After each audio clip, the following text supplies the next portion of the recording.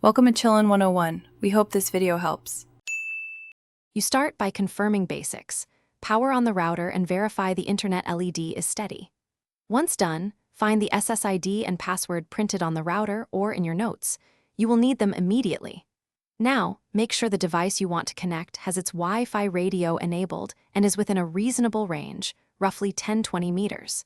If you plan to modify settings, have the router admin login ready so you can change SSID, password, or enable to 4 versus 5 GHz bands right away.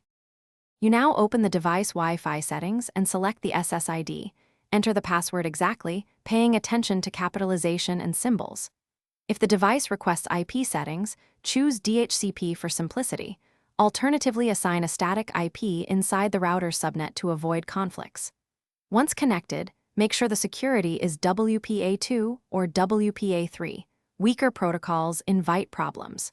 If you need consistent access, set a band preference for 4 GHz or 5 GHz depending on range and speed, and temporarily you finish by testing internet access with a quick browser load or a ping.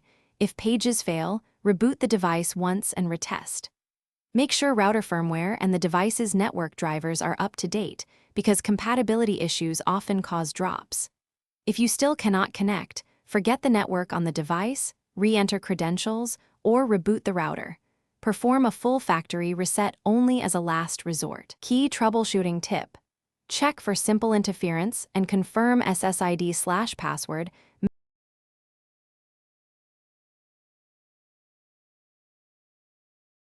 Thanks for watching.